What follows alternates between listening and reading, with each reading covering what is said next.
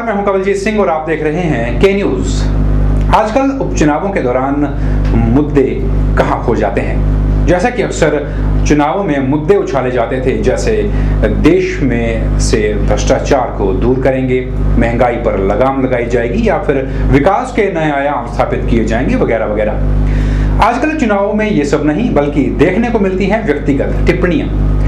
ये सब आपको बताएंगे कि क्या है आजकल चुनावी का हाल इन उपचुनावों में। लेकिन पहले नजर डाल लेते हैं सुर्खियों पर। हेडलाइंस के प्रायोजक हैं रतन सिंह सराफ एंड सन्स, जहां 1928 से कायम है संपूर्ण गुणवत्ता। और रिफ्रेश, एक ऐसा एहसास जो कर दे आपको रिफ्रेश। जयराम ने लिया वीरभद्र सिंह और प्रतिभा को आड़े हाथ, कहा वीरभद्र को लगता है डर, वहीं राजा परिवार को लोग करेंगे दरकिनार। आम जनता ने लिया दोनों पार्टियों को आड़े हाथ, कहा चुनाव के वक्त आती है जनता की याद। सीपीआईएम ने भी किया दोनों पार्टियों का बहिष्कार, कहा दोनों पार्टियों को देना है आराम और आजाद उम्मीदवार को देंगे समर्थन। और एचआरटीसी पेंशनरों ने किया सरकार के खिलाफ प्रदर्शन, कहा मांगे नहीं मानी तो होगा चुनावों का बहिष्कार। सबसे पहले बात करते हैं भाजपा प्रत्याशी जयराम ठाकुर की। अगर प्रतिभा सिंह मजबूत प्रत्याशी हैं, तो फिर वीरभद्र सिंह दिन रात जनता के दरबार में पहुंचकर ऐसा क्यों बोल रहे हैं कि उन्हें उनके जन्मदिन पर तोहफे के रूप में प्रतिभा की जीत दे दो। वीरभद्र सिंह उम्र के इस पड़ाव में आकर आराम क्यों नहीं कर रहे? जी हाँ, ये सब कुछ हम नहीं कह रहे हैं, बल्कि ये बात कह रहे हैं बीजेपी प्रत्याशी जयराम ठाकुर। भाजपा प्रत्याशी जयराम ठाकुर का कहना है कि अगर मैं मजबूर प्रत्याशी हूं, तो फिर वीरभद्र सिंह क्यों अपनी बीवी को जिताने के लिए दिन रात एक कर रहे हैं? क्यों वो रात रात को 12 बजे तक लोगों से संपर्क साध रहे हैं? जयराम की माने तो वीरभद्र सिंह को ये डर सताने लगा है कि जयराम, जिसे वीरभद्र सिंह मजबूर व डरपोक नेता कह रहे हैं, वो असल में मजबूर नहीं मजबूत नेता है, जो आज उनके सामने है। मजबूत कैंडिडेट है तो वीरभद्र सिंह जी और उनके नेताओं से मैं इस बात कह रहा कि रात के 12-12 बजे तक आप जनसंपर्क में जुटे हुए, इसकी आवश्यकता नहीं पड़नी चाहिए थी।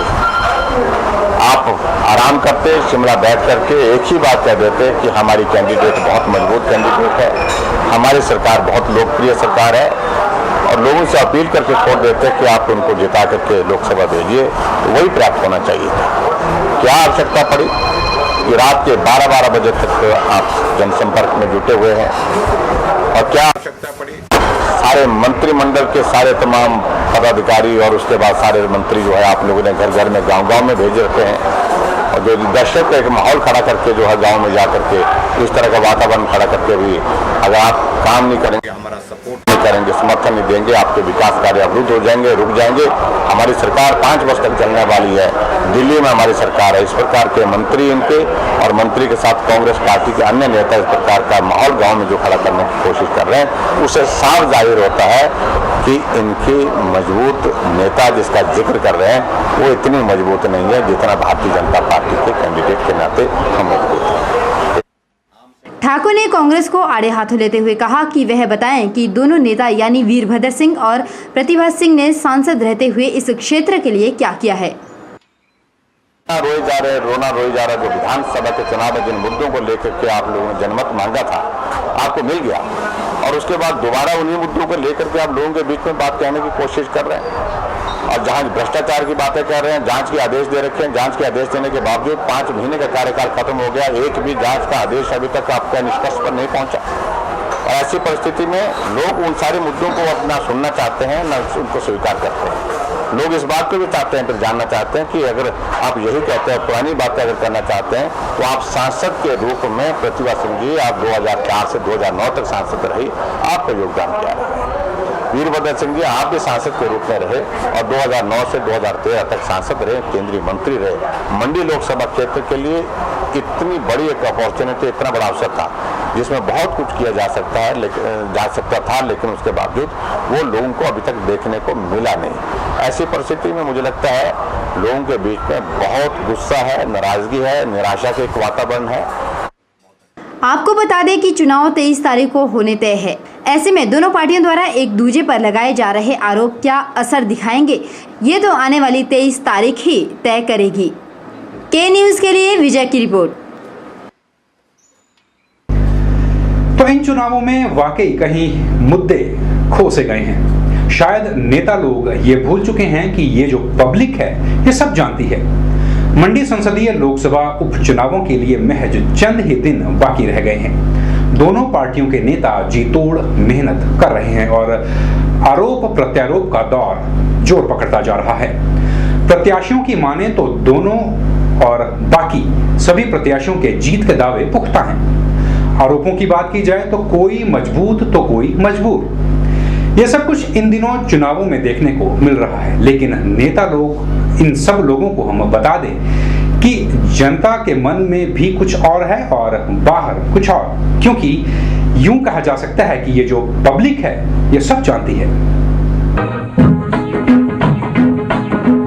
बाबू ये पब्लिक है, पब्लिक, ये जो पब्लिक है ये सब जानती है। पब्लिक है, ये जो पब्लिक है ये सब जानती है। पब्लिक है, ये पब्लिक है, सब जानती है। इनसे कुछ छुपा नहीं है, ना ही इन्हें कुछ बताने की जरूरत रहती है। जी हाँ, बिल्कुल सही, ये पब्लिक ही तो है जिनके पास नेता पूरे 5 साल बाद जाते हैं, और वो भी उस वक्त जब चुनाव सिर पर होते हैं। चलो शुरुआत करते हैं सराज से, जहाँ पर इन दिनों नेताओं का हुजूम उमड़ा हुआ है। यहाँ लोग पार्टी कार्यकर्ताओं के कहने पर इकट्ठा हो जाते हैं, लेकिन पब्लिक तो आखिर पब्लिक है, जो सुनेगी सबकी, करेगी मन की, क्योंकि ये जो पब्लिक है ये सब जानती है भाई। ये जो पब्लिक है ये सब जानती है। पब्लिक है, ये सभी इलेक्शनों में हम देखते हैं कि नेतागण पब्लिक को समझ बाग दिखाते हैं, परंतु जब वो जीत जाते हैं तो वापस आकर मुंह तक नहीं दिखाते हैं। अगर कभी मिल भी जाए तो उनको पहचानते नहीं। जैसे कि किसी शायर ने कहा है, मतलब निकल गया तो जानते नहीं, ऐसे निकल गए जैसे पहचानते नहीं। ये सारे नेता फसली बटेर जैसे हैं। जब फसल तैयार होती है तो बटेरों की तरह निकल जाते हैं, परंतु जब फसल ख़त्म हो जाती है तो कोई भी नजर नहीं आता है। ये पिछले कई सालों से, 50-60 सालों से हम देख रहे हैं, वादे करते हैं, झूठे वादे करते हैं, और उन वादों को अगर 20-30% भी निभाया होता तो हमारा देश निश्चय ही तरक्की के राह पर जाता और दोबारा सोने की चिड़िया कहलाता। आजकल नेता बहुत आते हैं, वे वादे बहुत कर लेते हैं, परंतु वादे उनके किसी भी पार्टी के पूरे नहीं हो पाते। लोगों को लुभाने के लिए बड़े बड़े वादे कर लेते हैं कि मैं वो करूँगा, ये करूँगा, परंतु वादे उनके पूरे नहीं हो पाते। आजकल सराज क्षेत्र बीजेपी प्रत्याशी जयराम ठाकुर का गढ़ माना जाता है। जयराम ठाकुर के इस गढ़ पर कभी कांग्रेस की हुकूमत चला करती थी, लेकिन जयराम की मेहनत मान ली जाए या फिर कांग्रेस की आपसी कलह के चलते इस क्षेत्र की बागडोर जयराम के हाथ में चली गई। अपनी 4 पारियों को इस क्षेत्र से जीतने के बाद अब जयराम ठाकुर का डंका इस क्षेत्र में बोलता है। यही कारण है कि जयराम के इस दुर्ग को भेदने के लिए अब एक बार फिर कांग्रेसी सक्रिय हुए हैं, और कांग्रेसी नेताओं का यह एक बड़ा हुजूम इन दिनों सराज के लोगों को रिझाने के लिए पहुंच रहा है। नेता लोग कई वादे करते दिखाई देते हैं, वहीं सूबे के मुखिया भी इस क्षेत्र में कई बार जा चुके हैं और जनसभाएं कर चुके हैं, लेकिन बात फिर वहीं की वहीं है कि जनता के आगे सब कुछ फीका है, क्योंकि जनता जानती है कि उसे क्या करना है, किसे पास करना है और किसे फेल। ये जो पब्लिक है ये सब जानती है। आजकल आपको सबको पता होगा कि इलेक्शन का दौर चला हुआ है। पहले एक तो ये इलेक्शन करवाने की जरूरत नहीं थी, क्योंकि 2014 में इलेक्शन होने हैं और पहले पब्लिक के ऊपर करोड़ों रुपए का बोझ पड़ रहा है। और अगर ये चुनाव की बात, तो मैं किसी पार्टी से बिलोंग नहीं करता, पर बात यह है कि बोल रहे हैं कि कांग्रेस जीतेगी, बीजेपी जीते, हमें किसी के जीतने या हारने से कोई मतलब नहीं है, क्योंकि हम एक गरीब जनता है। गरीबों की जनता से ही पार्टी बनती है और जीतती है, पर गरीबों के हक में कोई भी पार्टी काम नहीं करती आज। और गरीबों से मैं यही आग्रह करता हूँ कि अपना वोट उस कैंडिडेट को दो, गरीबों के हक में काम करे, बोले और नीतियाँ चालू करे।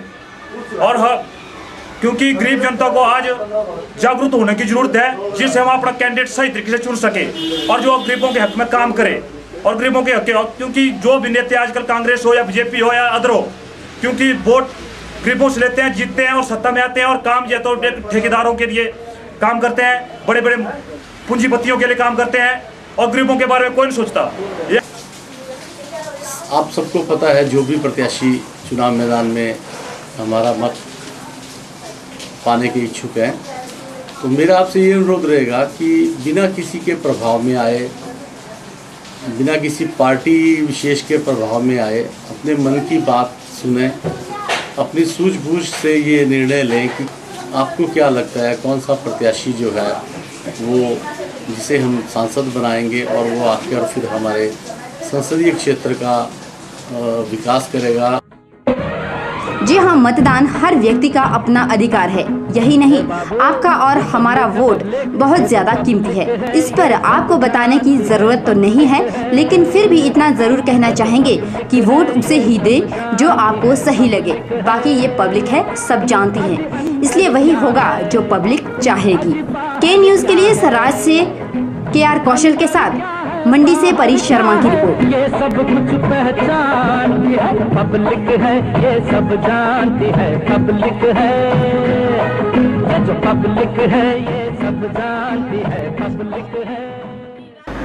के न्यूज में फिलहाल वक्त तो चला है छोटे से ब्रेक का। बने रहिए हमारे साथ और देखते रहिए के न्यूज।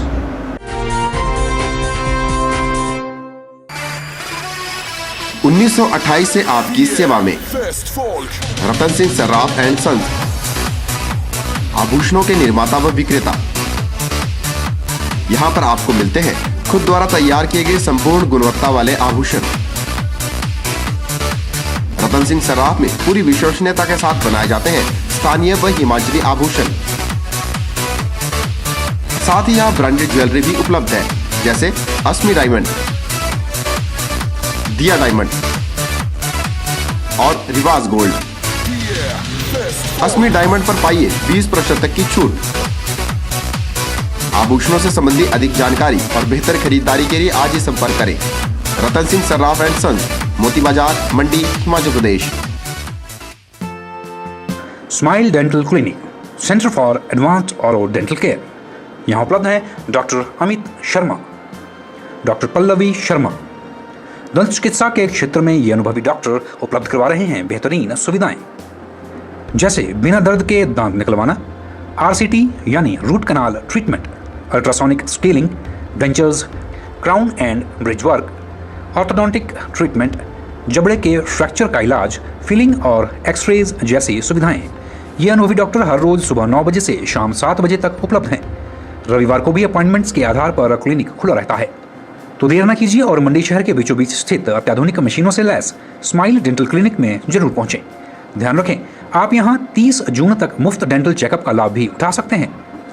संपर्क करें smile dental clinic, state bank of India के नजदीक, Himachal Pradesh state cooperative bank के सामने, मंडी, हिमाचल प्रदेश।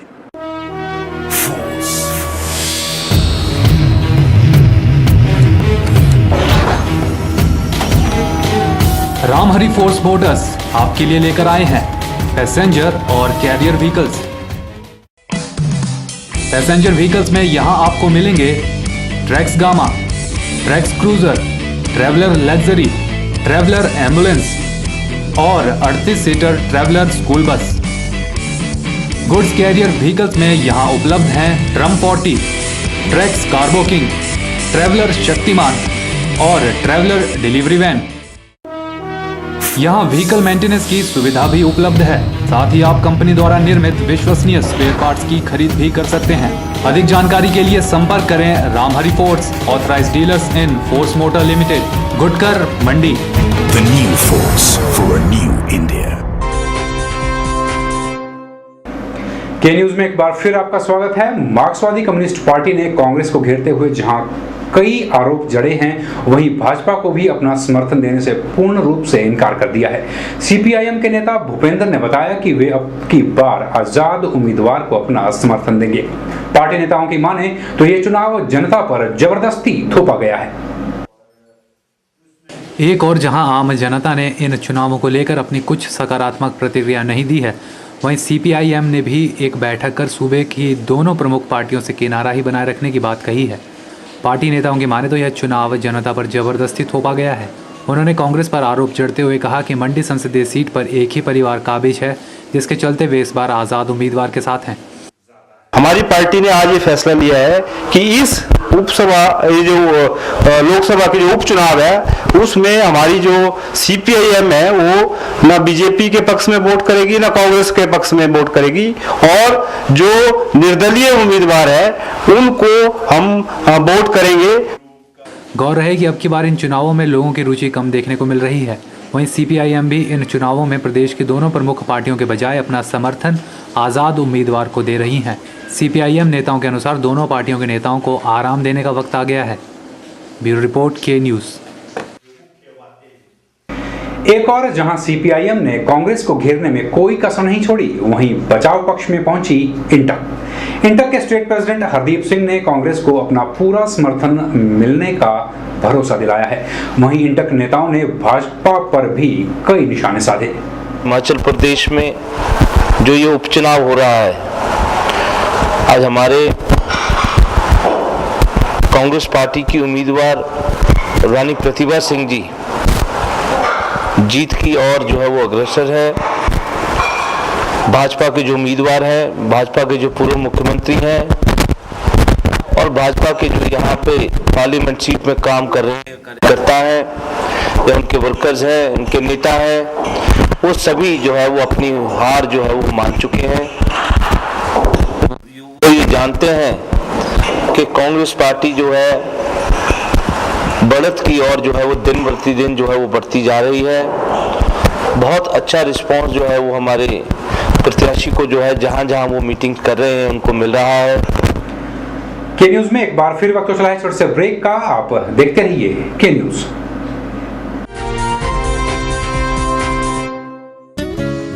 ताजे फल, रसीले फल, मीठे फल, देसी फल और विदेशी फल, इन फ्रूट्स को देखकर ही मुंह में पानी आ जाए। अगर पानी आ गया तो फिर इनका स्वाद भी चख लीजिए। बात चाहे देसी फलों की हो या फिर विदेशी फलों की, अब आपको कहीं जाने की जरूरत नहीं, क्योंकि मंडी शहर में खुल चुकी है फ्रूट्स गैलरी, जहां आपको ताजे, रसीले, देसी और विदेशी फल बाजार से सस्ते दामों पर मिलेंगे। फलों की खरीदारी के लिए आज ही पहुंचे अरोड़ा फ्रूट गैलरी, नजदीक गांधी चौक, मंडी, हिमाचल प्रदेश। Mobile 9418080906। The premier institute of competitive exams preparation since 2000, Sachdeva College. Syllabus completion and tuition batches for 9th, 10th, +1 and +2. Medical, non-medical both streams. Golden opportunity for 10+2 pass out and compartment student to join dropper batches for NEET, IIT, JEE, NDA and CDS. We have well experienced faculty, updated study material, doubt removal sessions, individual attentions and report to guardian. Free career consultancy 5 PM to 7 PM. For more details contact Sachdeva College, Padal, Mandi, Himachal Pradesh. Phone numbers 01905 237760 94180 25164. Vijay Group of Institute, leading college in Himachal Pradesh for quality education and other activities. Affiliated to HP University Shimla and approved by HP Government and NCTE. First B.Ed college in Himachal Pradesh, accredited by NAC. Admission registration open for program B.Ed 200 seats, BBA 50 seats, BCA 60 seats and PGDCA 60 seats. Newly introduced JBT course with the intake of 50 seats. Affiliated with HP Board School of Education Dharamshala. Facilities: highly qualified and experienced faculty. Seminar, conference and multi-purpose hall. Language, science, physical science, ET and social science lab. Computer lab with the 24/7 internet facility. Separate hostel facility for boys and girls. For detail, contact Principal Vijay Group of Institute, NH21, opposite ESIC Medical College, near Chowk, District Mandi, Himachal Pradesh.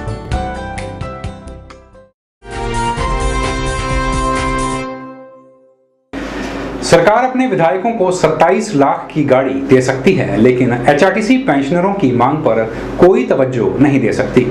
सूबे में आए हुए कांग्रेस सरकार को 6 महीने का वक्त होने को आया है, लेकिन एचआरटीसी के पेंशनरों के बारे में सरकार के पास वक्त ही नहीं कि वह हमारे बारे में सोच सके। ये रोष जताया है एचआरटीसी विभाग के पेंशनरों ने। इस रोष के चलते पेंशनरों ने शनिवार को मंडी में एक रोष रैली का आयोजन किया। सूबे में कांग्रेस सरकार को सत्तासीन हुए 6 महीने का वक्त होने को आया है, लेकिन एचआरटीसी पेंशनरों के बारे में सोचने का सरकार के पास वक्त नहीं है। एचआरटीसी पेंशनर संघ के सदस्य ने अपने इसी रोष को लेकर मंडी में एक रैली का आयोजन किया, जिसमें सैकड़ों प्रदर्शनकारियों ने भाग लिया। इस मौके पर प्रदर्शनकारियों ने बताया कि सरकार आंखें मूंदे हुए हैं और हमारे बारे में नहीं सोचा जा रहा। अगर ये अपने मंत्रियों को या अपने विधायकों को जो है 48 लाख की गाड़ियां दे सकती हैं, तो ये एचआरटीसी पेंशन को 1 करोड़ के लगभग सारी पेंशन साल की महीने की होती है। तो इनके लिए तो कोई बड़ी मुश्किल नहीं है। इनके एमएलओ को जो है वो जब चाहे तब बजट बन जाता है, जब चाहे पेंशन लग जाती है। लेकिन जिन आदमियों ने 40-40 साल तक दुर्गम क्षेत्रों में और ऐसी सड़कों में बसें चलाई हैं जहां आदमी जो है पैदल चलने से भी डरता है, तो उन लोगों को इस स्टेज में जो ये तंग कर रहा है, वह नहीं समझता कि वेलफेयर सरकार है।